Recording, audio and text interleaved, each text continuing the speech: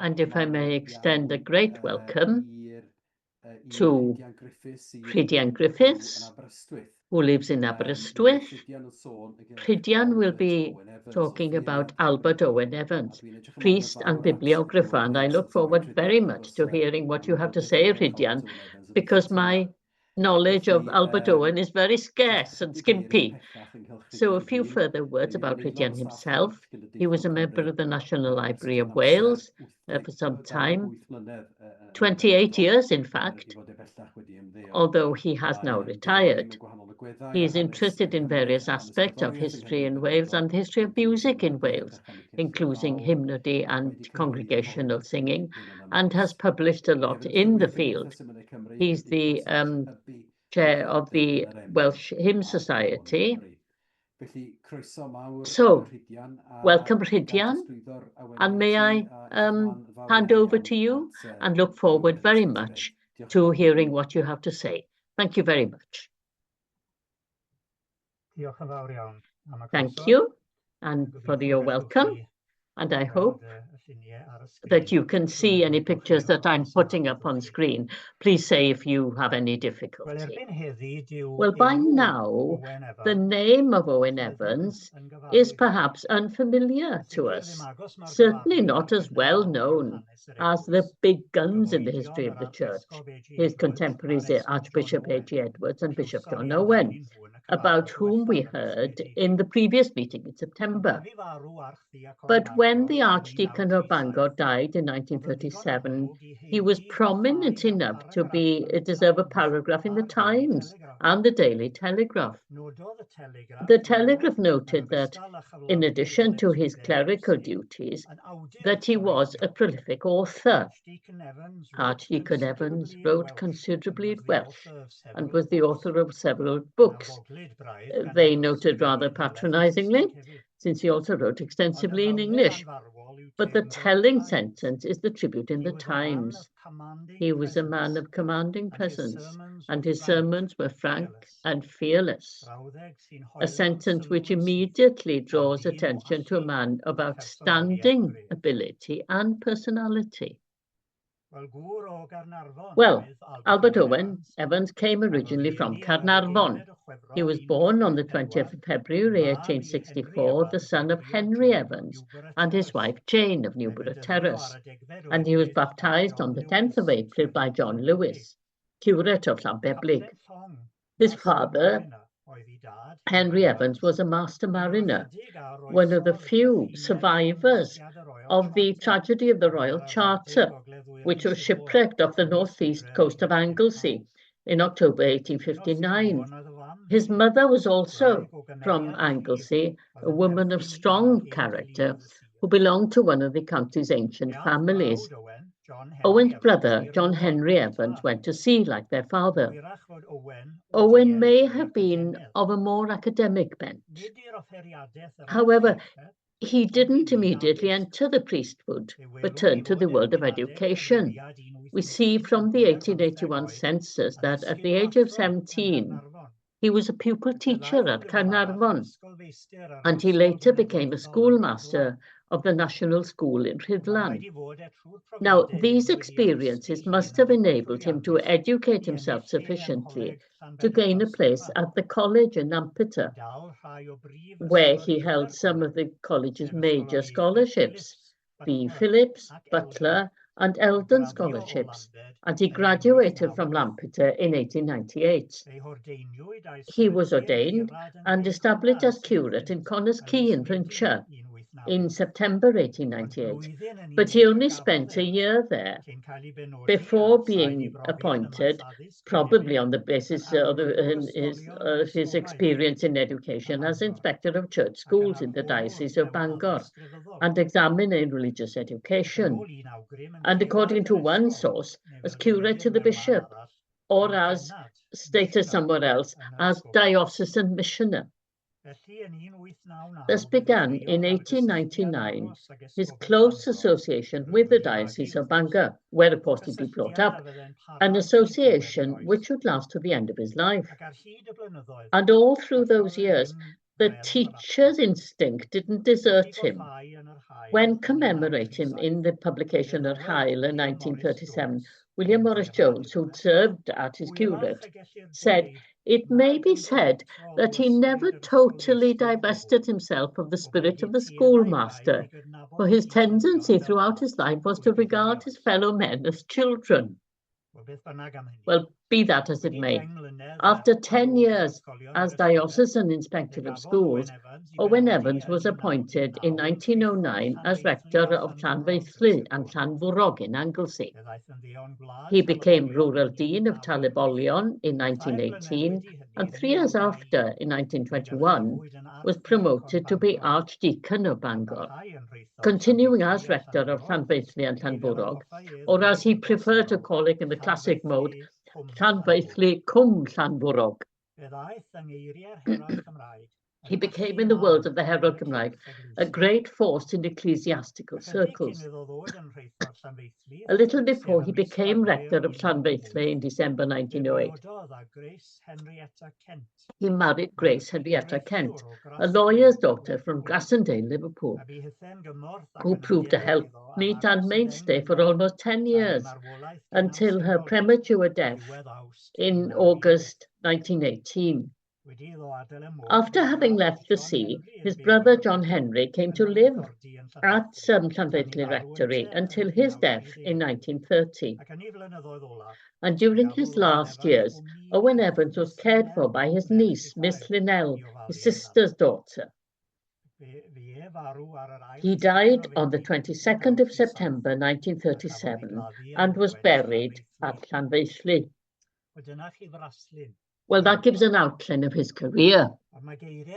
But the world of the Herald Cymraeg, that he was a great force in ecclesiastical circles, suggests that there's much more to Owen Evans than rector of a parish and archdeacon, honourable and valuable though these posts are.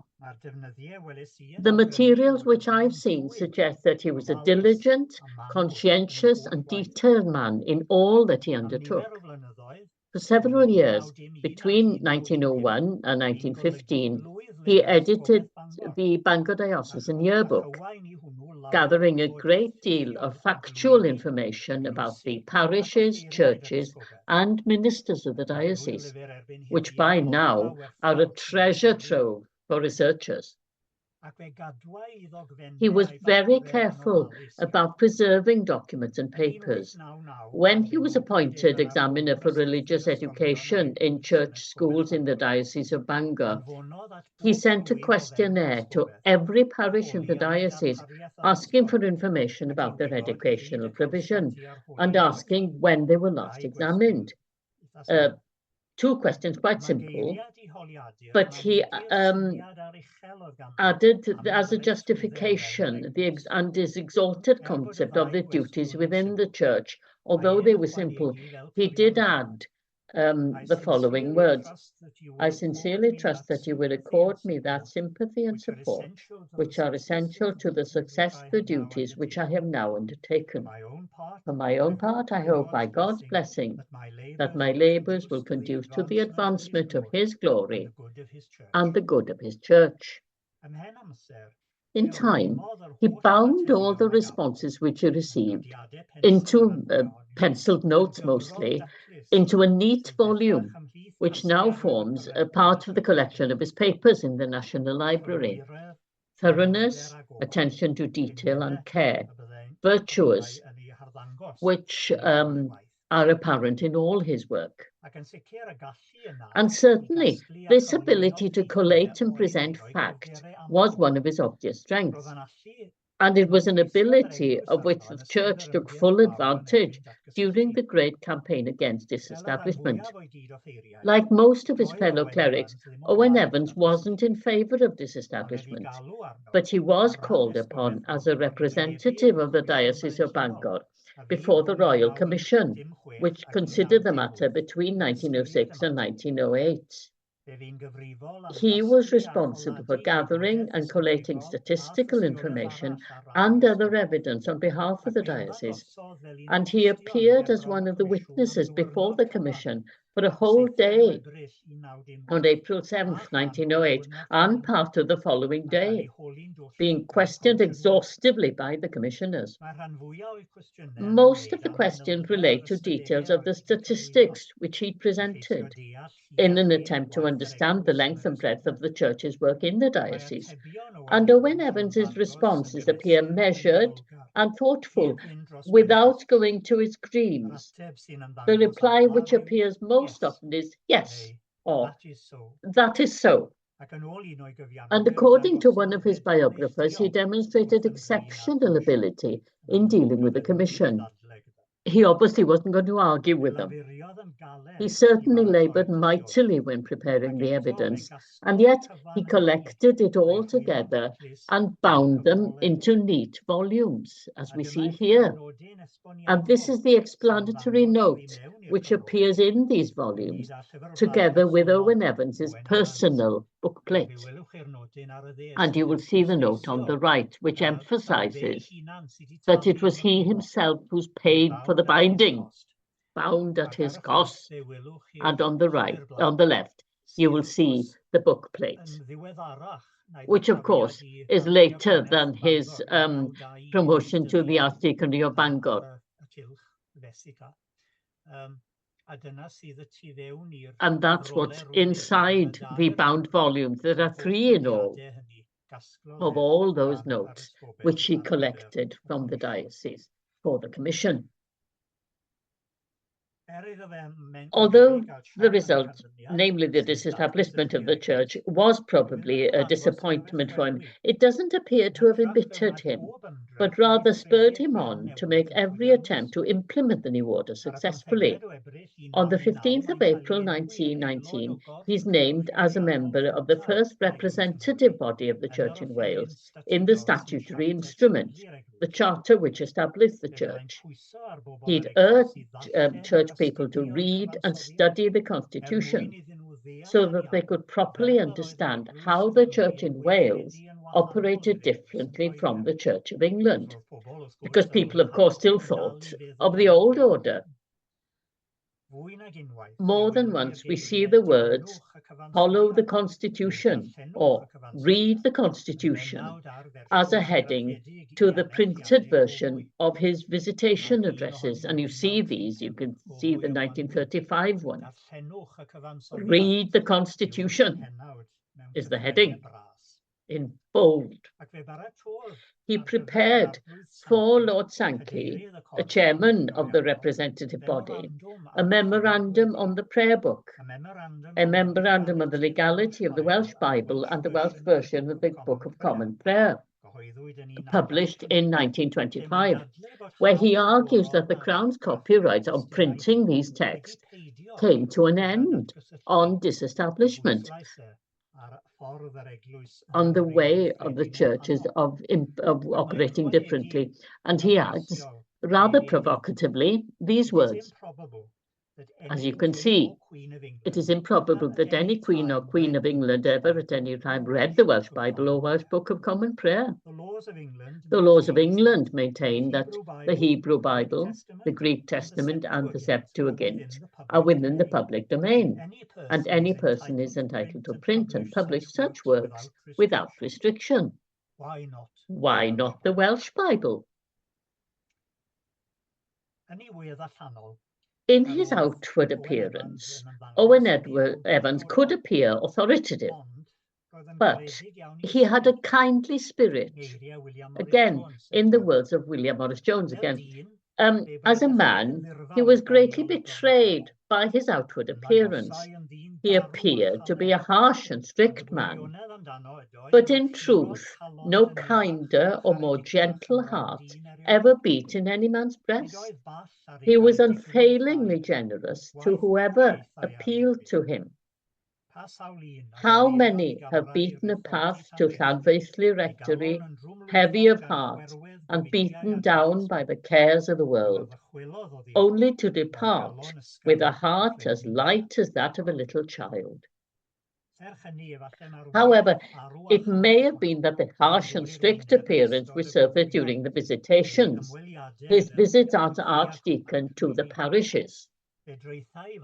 He gave his opinion bluntly, and not only that, he took care that his comments were printed and distributed in the hope that everyone would notice them and digest them, and he himself would forward a copy to the National Library.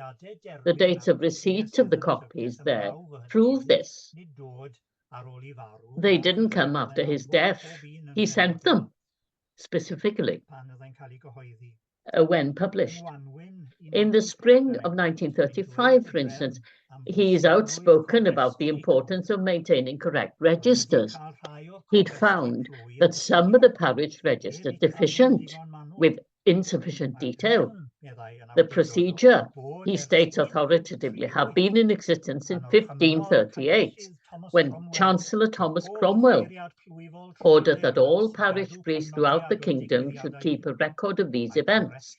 Registration is a public and honourable duty in our parishes. We should regard it as a public and respected duty. And he even adds a comment about the standard of the equipment used. A word in passing. Take care of the pen and ink. You are weaving valuable material for future history. I think Owen Evans would be unaware of the significant interest in family history, which has fired people's imagination recently. But his just and important comments reflect his opinion not only as a cleric and a conscientious archdeacon, but also as an antiquarian. And his mode of expression perhaps reflects the opinion already quoted, that he retained an element of the schoolmaster throughout his life. And Owen Evans was a noted antiquarian and bibliographer. His most notable contribution was the 3-volume A Chapter in the History of the Welsh Book of Common Prayer, which appeared in 1922, the pinnacle of his burning interest in the history of the Book of Common Prayer in Welsh. Among his striking private library of 4,000 volumes, there's a very special collection of historical editions of the Book of Common Prayer, and Evans was an authority on the variations between different editions, a niche interest possibly, but a manifestation of the dedicated bibliographer at his best. Among his papers in the National Library, there's a notebook in which he records details of each edition, biographical details of the size, number of pages, printers, and so on, and details of the location of copies of the edition in question. But to return to the 3 massive volumes, A Chapter in the History of the Welsh Book of Common Prayer, there's almost a false modesty in calling 3 substantial volumes a chapter. But the main objective of this work was to publish the correspondence between those clerics responsible for producing the 1841 edition of the prayer book, an edition which Owen Evans admits which did not prove especially successful. The history of the correspondence itself is interesting. The letters were safeguarded by the printer, William Maurice of Ton, Llandovery, one of the most important printers of the 19th century in Wales, and a staunch supporter of the ecclesiastical press. The collection was discovered by John Ballinger when he was librarian of the Cardiff Public Library, and he bought it for Cardiff during the period when he was attempting to establish that library as the forerunner of a national library, before the library was established at Aberystwyth in 1907. But what's remarkable about the creation of Owen Evans's book is that he received the permission of the Cardiff authorities to borrow the letters to take to Llanfairpwll, so as to work on them in the quiet of the rectory, a favour which he gratefully acknowledges in his preface. It would be difficult to imagine such a favour being granted today. Be that as it may, Owen Evans wasn't satisfied with merely reproducing and editing the letters. He gives us a preface which traces the history of the prayer book in Welsh, concentrating particularly on those editions where there's been significant amendments, and providing a table, and we see the table here, listing the editions between 1567 and 1841. There's more pages, this is only an example, noting the date, the volume size, and only a born bibliographer would do that, size in inches, the place of publication, and the printer's name. The correspondence itself, 218 letters in all, range from February 1838 to May 1839, with 2 undated letters, and they fill most of the first volume, all of the second, and about 2/3 of the third, with the editor's notes appended to each letter. Then the last part of the third volume is filled with a series of biographical sketches, 23 interesting biographical essays about the characters who form part of the story, including details of their publications and 3 indices, an index of names, an index of words, and a liturgical index. The words of an antiquarian, to be admired, rather than a historian perhaps, but a testament to his immense labour. Publishing the work must also have been quite a project. At the end of volume 3, there's a list of subscribers, and we see them here, headed by the Prime Minister, David Lloyd George. Interestingly, the list is very carefully graded by one who had an obvious respect for the hierarchy of society. The Lords come first, after the Prime Minister, then the Knights, and then everybody else. And they include a list, a number of libraries, as well as individuals, many churchmen, as may be expected, and some more unexpected, such as T.H. Parry Williams. Possibly T.H. Parry Williams might have known Owen Evans. But Owen Evans must also have borne some of the cost himself, in addition to what he received from about 150 subscribers, because he insisted on a high standard of the work. It was printed by Jarvis and Foster in Bangor, a company of printers celebrated for the high quality of their work, and is printed elegantly on dense paper, with each page having a generous margin. Correspondence among his papers show how the printer struggled to order specialist paper for the edition of 250 copies, taking 2 years to complete the work. The cloth binding is robust and protected by paper covers. So Owen Evans's hand can be seen in the layout of the work as well as the content. But the subscription of 2 guineas, over £100 in today's money, was beyond some, including prominent antiquarians such as A.H. Fynes Clinton, A.W. Wade Evans, and G. Hartwell Jones, all of whom wrote to Evans saying that their subscription was beyond their means. His antiquarian and bibliographical interest wasn't confined to the prayer book. 1923 saw the 300th centenary of the death of Edmund Maurice, one of the brightest stars of the Church in Wales, the author of the metrical psalms, which formed the basis of the nation's hymnody, and one who'd also been an archdeacon, Meirionydd in Edmund Maurice's case. Owen Evans undertook a journey to deliver sermons in various parts of Wales to generate interest in Edmund Maurice and his work, and he published a magisterial study of him in the Transactions of the Cymrodorion Society, a study which is still valuable, although many of the details have been superseded by more recent research. And such a study proves that Owen Evans was a thorough and detailed researcher, as do his other writings, such as his interesting discussion, Thomas a Kempis in Wales, in the Journal of the Welsh Bibliographical Society, where he discusses in careful detail the different editions of the work of the 15th century German mystic, the author of the Imitatio Christi. Although we now know that Evan was mistaken in his insistence that the Welshman Richard Whitford was the author of the classical translation into English.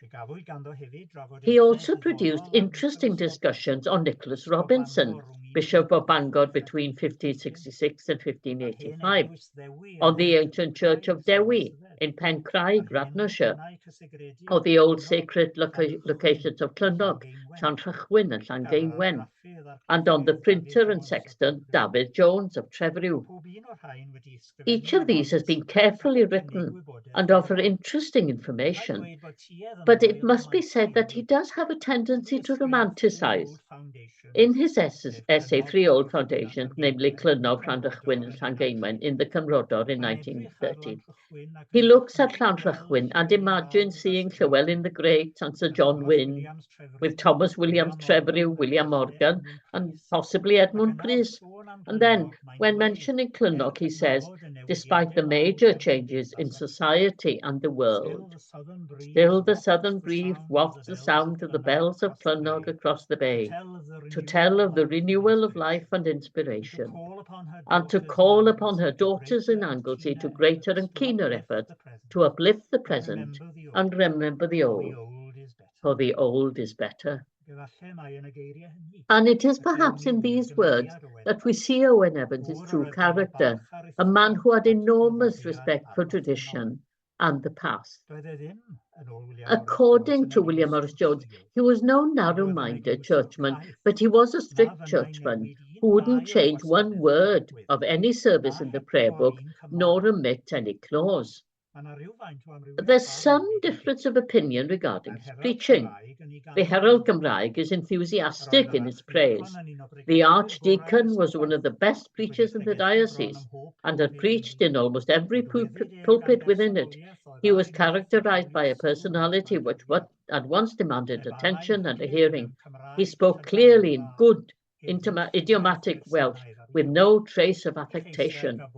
He did not seek to refine his words, but conveyed the truth boldly, not seeking anyone's favor or fearing anyone's displeasure. The opinion of his former curate, William Maurice Jones, is more balanced. He could hardly have been said to have been a great theologian or preacher, and yet he was no ordinary preacher, because there was something about him, something unusual, which made him special as a preacher, and he would inevitably have some practical and substantial message to convey to his listeners. But all agree that he was a fearless preacher, in the same way that he wasn't afraid to speak plainly to the parishes at his visitations. He could be equally definite in his sermons. Again, in the words of William Maurice Jones, he condemned sin from the pulpit, sparing none, however disgraceful it happened to be. Albert Owen Evans died after a short illness at a nursing home in Liverpool on the 22nd of September 1937 at the age of 73, and was buried at Llanfaethlu the following Saturday, September the 25th, in the presence of a large congregation, with the Bishop of Bangor, Charles Green, who was also Archbishop of Wales, taking the service. In bidding farewell to him tonight, we leave him with the last words, as he addressed parishioners at his visitation in the spring of 1935, words which bear, to me anyway, bear a hint of the Apostle Paul himself. I have touched upon a number of subjects.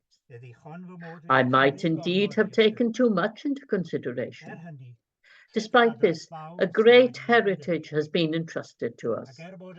And although its firm foundations are hidden, its outward form confuses and frightens us. The situation calls for our patience, our persistence, and our diligence, but more than anything for our prayers and hope that we can all in our various and diverse occupations attain the high aim of the good and faithful servant. And we can only say, Amen. And thank you very much for listening. Excellent. Thank you so much. That was so interesting. If I may just make one response before inviting questions, what struck me was how much relevance, and I'm sure the other clerics here will support that. What you read of the Constitution, read the Constitution and keeping the registers. And to those pairs couples who intend to marry, I think it's important that they read that. But especially for those researching the registers in a century or more, it's very important. If I may ask one question, just to take advantage of my situation as chair, he said that he died in Liverpool. Why was that? Had he retired there or no? He was still living in Llanfairpwll, but I think that he went to Liverpool for an operation, and he died soon after the operation. What exactly the operation was, I don't know. But no, he still lived in Llanfairpwll. I see. May I invite questions? We have a few minutes before we have a break. So could I invite you to unmute yourselves if you want to ask and ask any questions you might have.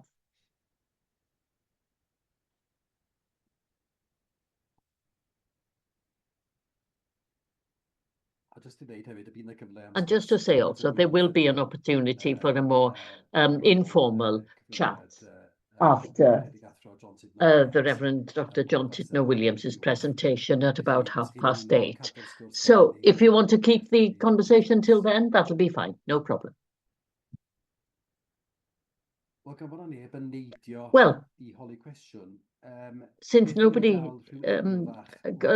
wants to ask a question, what about having a sort of 10-minute break, just to have a short break or a cup of tea? And I welcome you back at 7:45. In the meantime, thank you very much, Rhidian, for a most interesting conversation.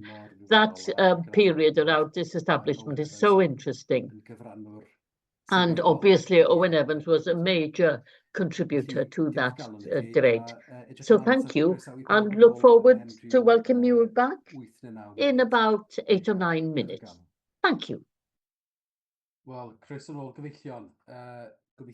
Right, welcome back. We have now reached the second part of the session tonight. And I have great pleasure in welcoming the Reverend Professor John Tudno Williams to speak on the life and work of Canon Maurice Jones. I'm certain that you will all know about the Reverend Dr. John Tudno Williams, not only because of his history as a minister and the son of a minister, but also prominent as the head teacher of the Theological College and his academic work on Job and the 3 of Paul's epistles. We look forward to hearing his companion volume to the Welsh Bible appearing soon. So I mentioned earlier that I didn't know much about Owen Evans. Canon Maurice Jones is even more esoteric, so I look forward very much to hearing what you have to say. So very warm welcome to the Reverend Dr. John Tudno Williams, and we'll transfer over to you, John. Thank you. Well, Thank you very much for that presentation. When I received the invitation from Professor Ewan James to contribute to this series, Gofal yn Gwynllan, I immediately told my wife, Ina, that I remember seeing the subject of this lecture when I was growing up in London in the 50s of the last century. Perhaps the fact that stayed in my mind was that he was a very short man, little over 5 foot, and that stayed in my mind.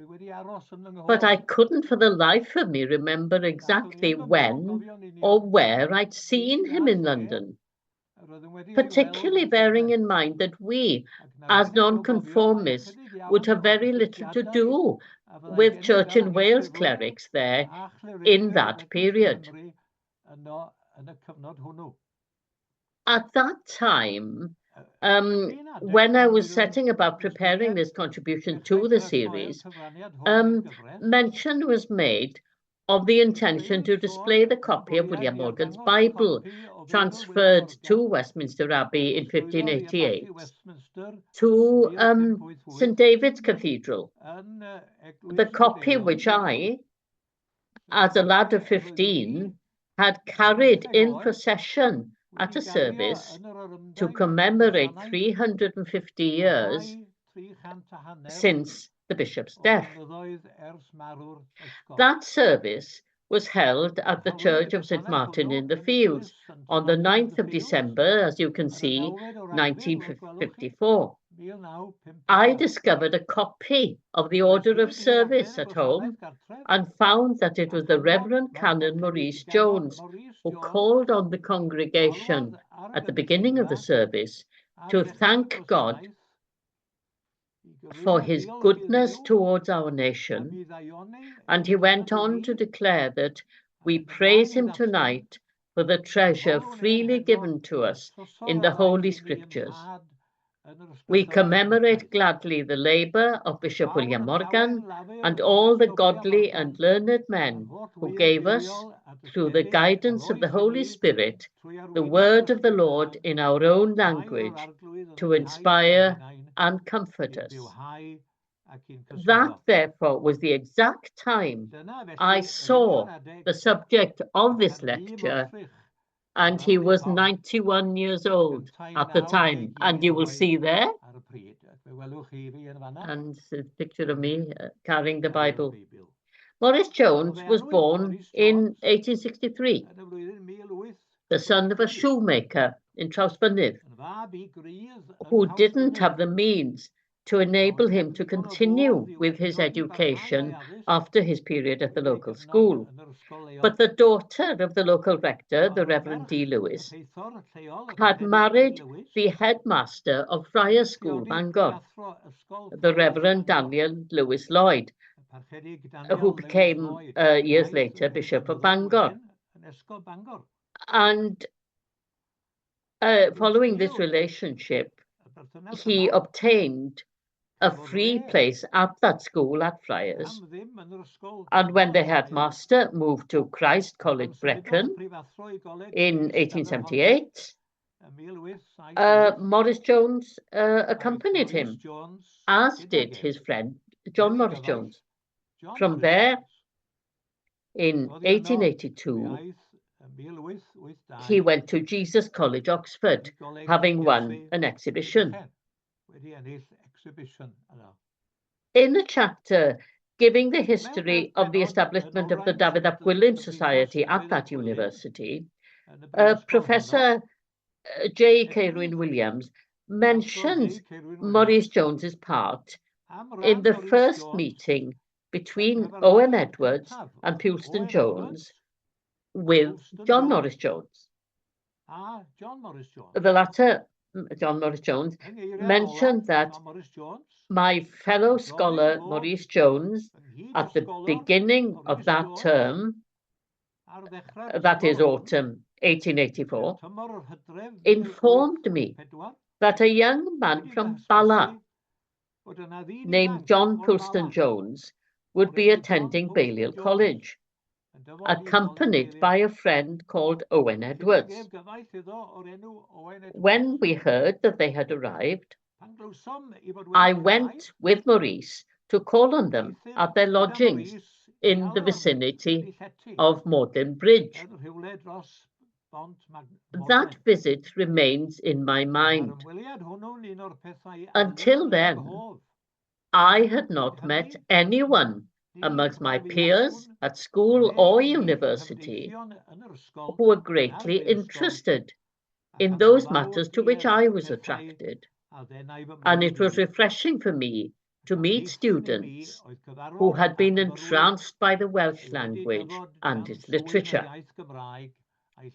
In addition, Ceirwyn Williams says, it's interesting to note that Maurice Jones wasn't a member of the Dafydd, although he did attend the society as a visitor at the last meeting of summer 1886.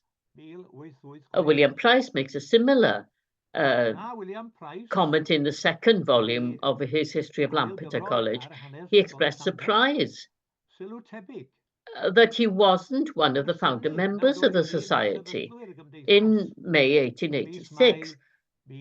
And yet, to me, this isn't surprising, because he'd only a few weeks left in Oxford, and they would have been weeks which he would have spent preparing for and sitting his final degree exams.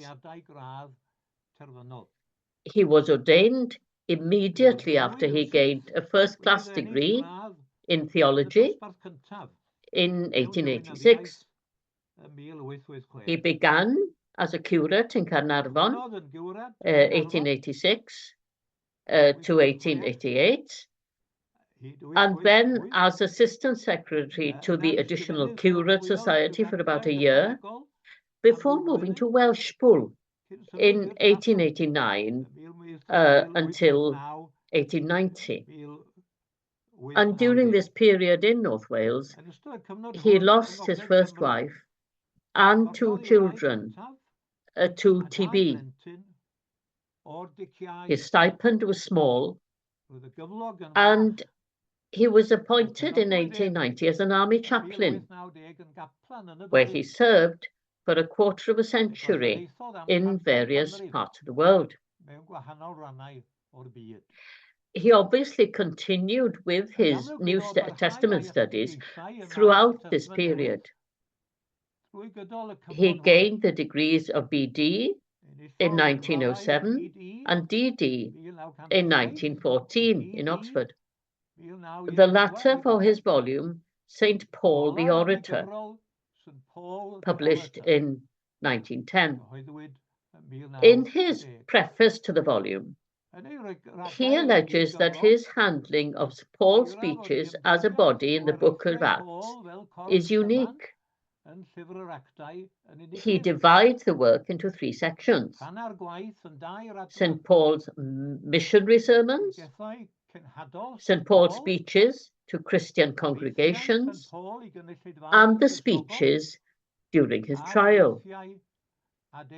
He defends the validity of all the speeches and Luke's authorship of them in chapter 1, his introduction to the volume. But it's hardly likely that today's scholars would share his opinion on these matters. He presented a copy of the work to the National Library of Wales on the 1st of March, 1912.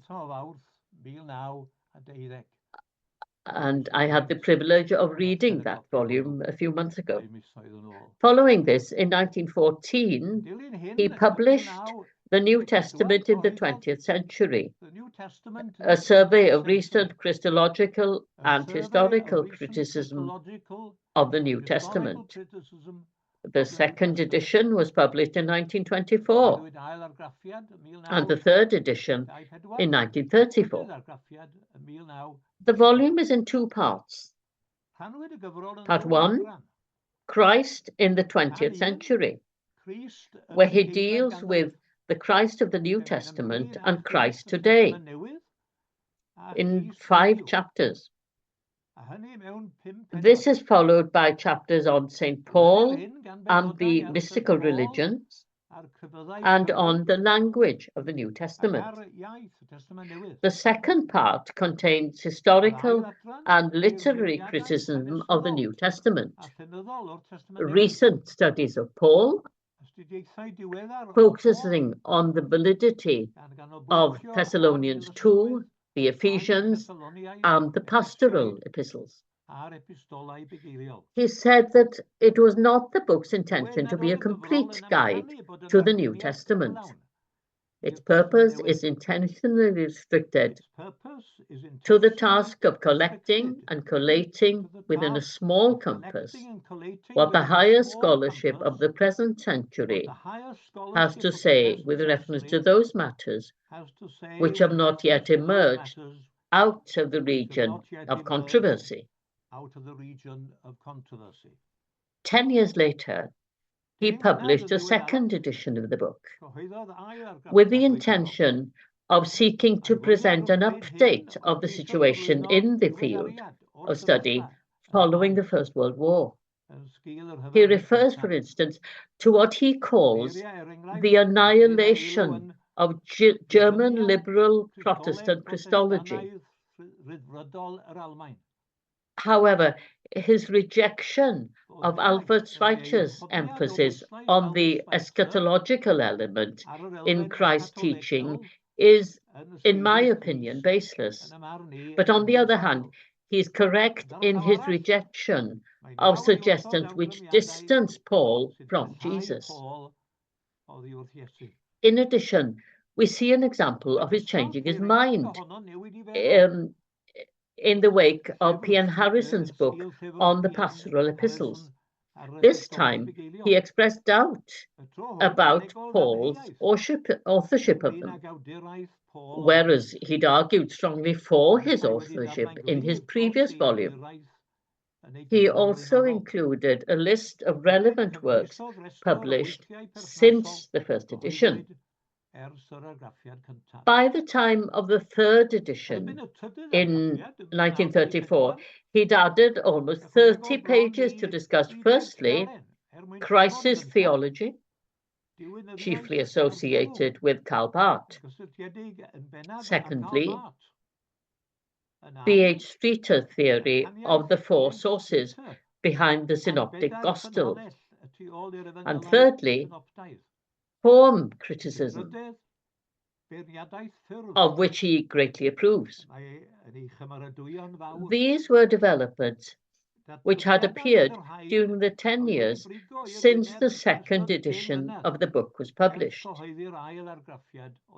These volumes undoubtedly contributed substantially to the knowledge of students and the general public of significant developments in New Testament studies between 1914 and 1934.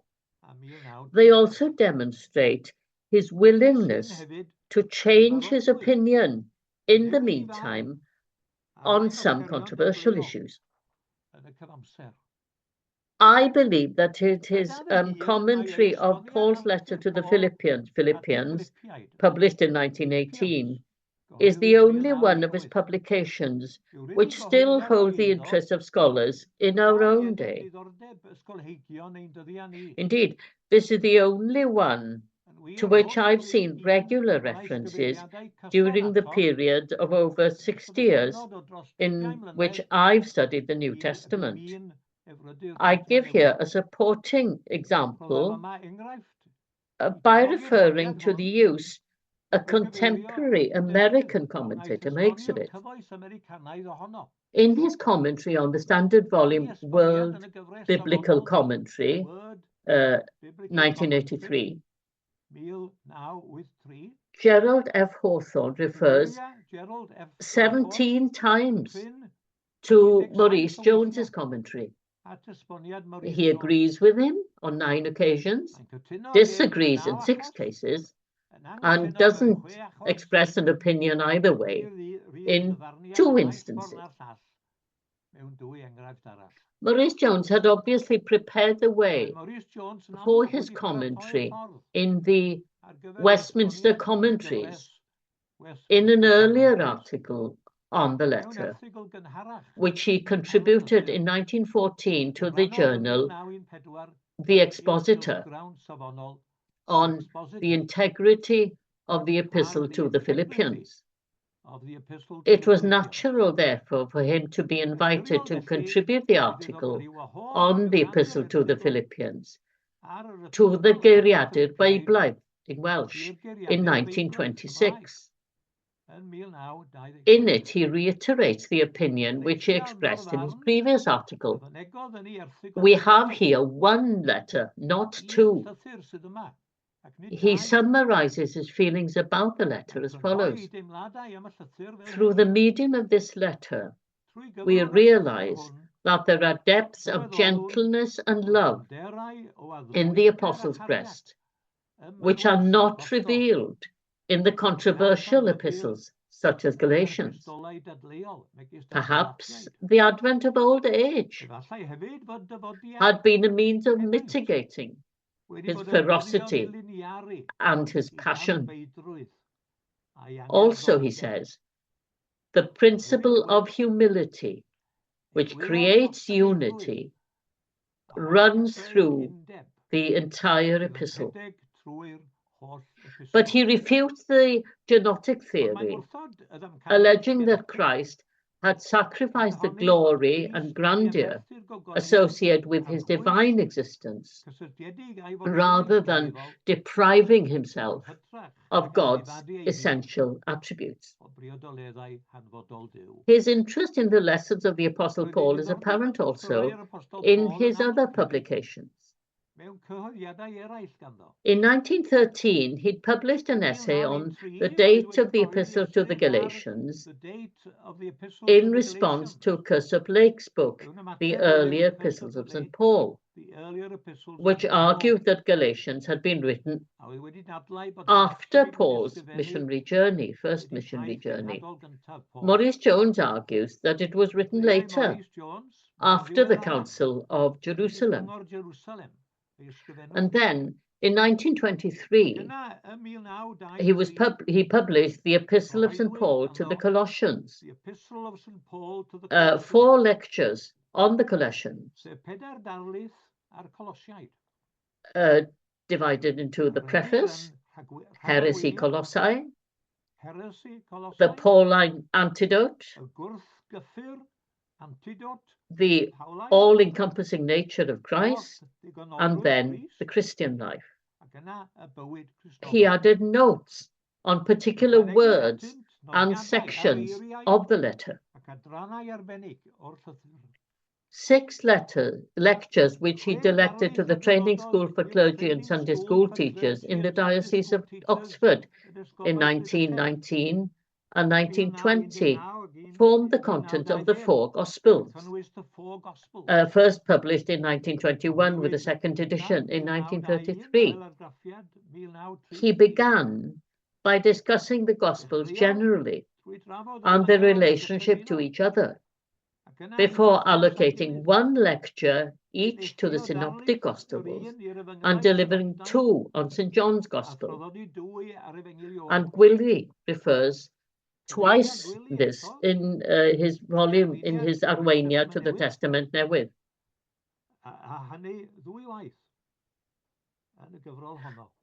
I found his writings always readable and fluid in tone.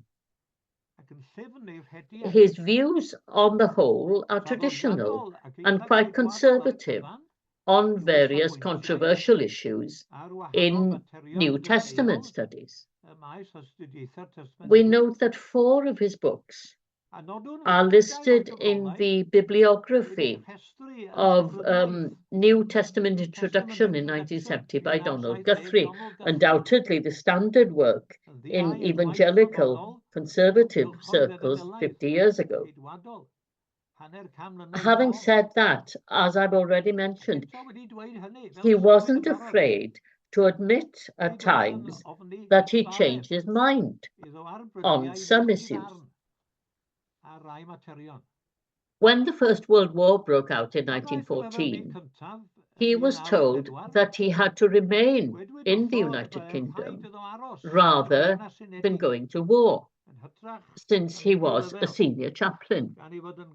He wasn't satisfied with this and decided to accept one of the livings of Jesus College, a Rotherfield Peppard in Oxfordshire.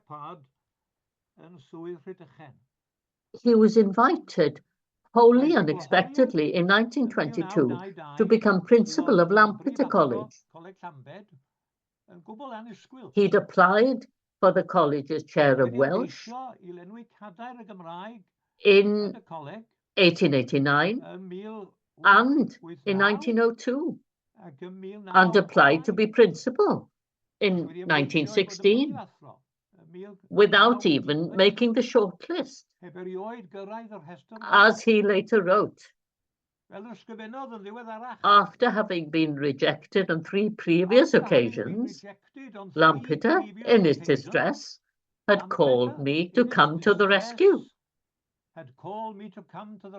His election as principal was supported by Archbishop Alfred George Edwards and Bishop John Owen of St David's, 2 who didn't always, it seems, agree on matters of importance.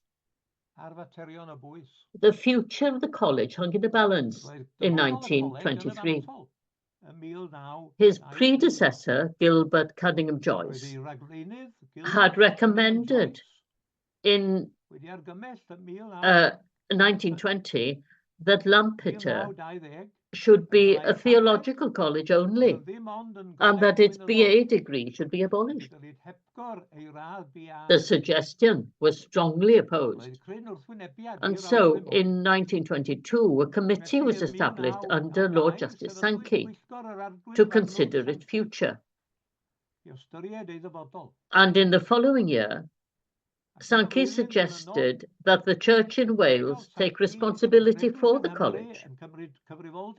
In a peroration, he alleged that a new gardener, Dr. Maurice Jones, who knew how to till the ground in Wales, since he had been all his life there, although he hadn't, in fact, lived in Wales for 32 years.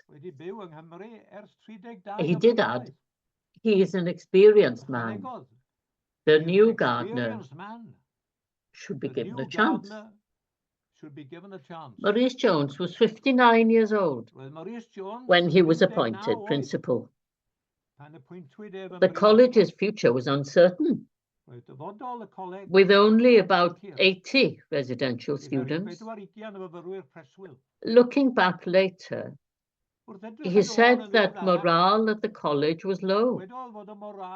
I found there a staff which was in a state of depression and full of melancholy, foreboding as to the future of the college. The prospect seemed dismal enough. But things changed.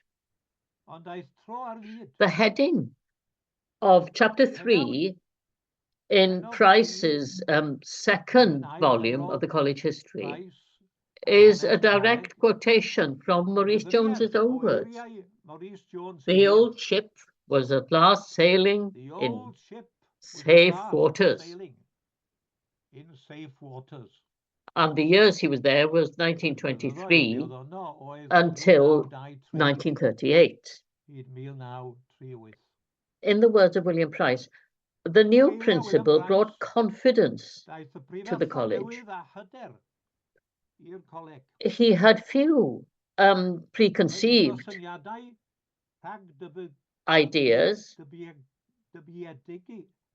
regarding his function before his sudden transition to Lampeter, although it was apparent that he considered that the college should be an educational establishment for prospective clerics only. He wasn't a radical reformer, but he sought to raise morale at the college and in church. during the economic depression of the 30s. And in this, he had the support of a dedicated council. The Sankey report had recommended an increase in the number of academic staff, and this was speedily implemented. The number of students increased after the arrival of the new principal.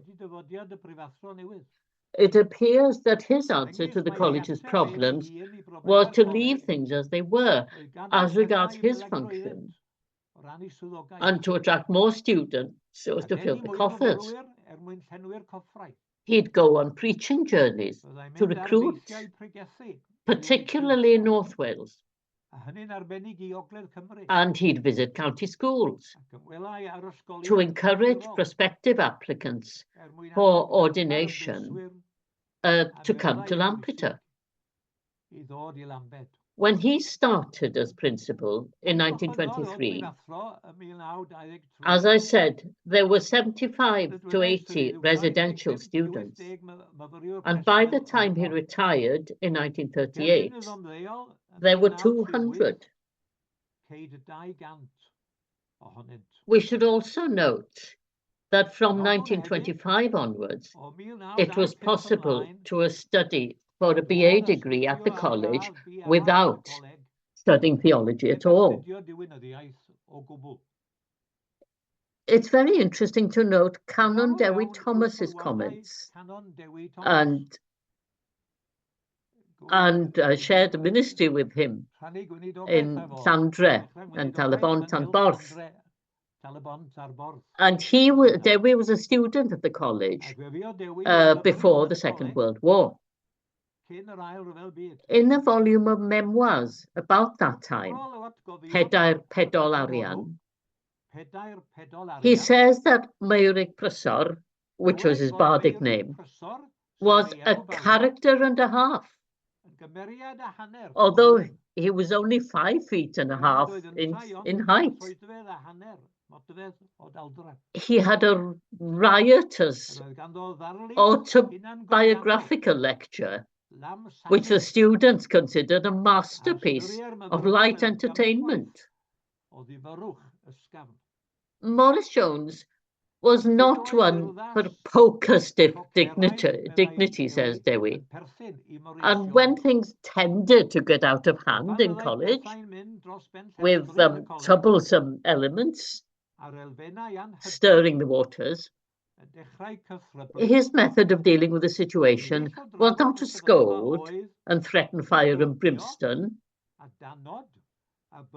but to make a lachrymose appeal, seemingly sentimental, in halting phrases,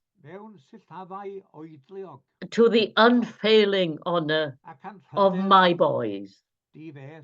It was all a great act and very effective, a fine art, but inspired by good paternal intentions. And Denzil Morgan's description of him in The Span of the Cross is warm-hearted and unpretentious. He was an excellent public speaker, and the first principal since Bishop John Owen in 1897 to be a Welsh speaker. His nickname was Rhidian Bach. He was Lampeter's most Welsh principal, says William Price. The last of the great Welsh preachers, according to Caradog Evans. He was a true ecumenist. He preached at a nonconformist gathering at Holyhead. He was also in favour of disestablishment of the church. And Denzil Morgan again says, Apart from the election of Timothy Rees as Bishop of Llandaff, it is difficult to think of a more inspired appointment in the newly disestablished church than that of Maurice Jones to St David's College. His bardic name in the Gorsedd of Bards, Maurice Griffiths, has already been mentioned. His association with the Gorsedd of Bards and the National Eisteddfod was very important to him. He was Eisteddfod treasurer from 1925 to 1938. He was also the Eisteddfod's first honorary fellow and the first administrative druid, a post created for him, since he'd neither won the chair or a crown. Indeed, despite his connection with the Gorsedd, William Price said that he confessed to being unmoved by poetry. And Dewi Thomas says he came close twice to being elected Archdruid. The first time, in 1931, the choice was between him and Gwili. They were both asked to leave the room when the voting took place, and the result was announced, namely that Gwili had been elected and Maurice Griffiths rejected. One of the poets was sent to break the bad news. When he heard the result, he ejaculated and I can't repeat the expletive deleted word. He called the bards something much worse than men, as Dewi said. And then, without a moment's hesitation, marched into the room where he'd been humiliated, all smiles, to give Gwili his hearty congratulations and to commend the electors on their wisdom. I wonder, said Dewi, was there ever in the long history of Christendom a truer obedience to the apostles' command, be angry, yet do not sin. Do not let the sun go down on your anger. Then at the Carnarvon, in Steddfod, in 1935, not 1955, as the Bibliographer Cymraeg in 1997 says, Gwili's term as Archdruid was coming to an end. 5 names were put forward, and after 2 rounds of voting, J.J. Williams and Maurice Jones were left, with J.J. Williams winning by 5 votes. A difficulty arose immediately. He wasn't present. Indeed, J.J. Williams hadn't taken part in Gorsedd activities for many years. And although he'd been elected Archdruid, the Gorsedd officials were unsure whether or not he'd accept the post. And it was decided to offer the post to Maurice Jones should J.J. Williams turn it down. But in the end, Alan Llwyd says, when writing the history of that Eisteddfod, J.J. Williams did accept. It's obvious, therefore, that the Welsh language and its culture were close to his heart. And it should also be noted that he'd served on the Departmental Committee on Teaching Welsh chaired by Bishop John Owen, and his report, Y Gymraeg Mewn Addysg a Bywyd, published in 1927, was of vital importance in the attempts to transform educational attitudes in Wales, and particularly those of the colleges, to the importance of the language in their activities. After his retirement in 1938, at the age of 75, and by the way, he wasn't sure whether he should retire. He felt he was too young to retire, but he returned to England to live, mostly in London. And that's where I saw him, 71 years ago, at the memorial service for William Morgan in the capital, when he, by then, was 91 years of age. Thank you very much.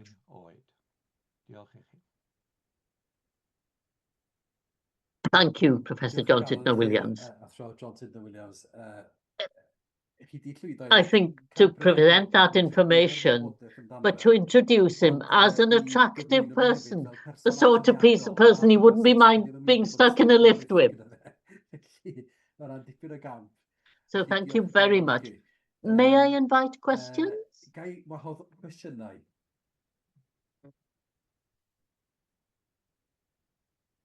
So if you want to unmute your microphones, if you want to ask a question.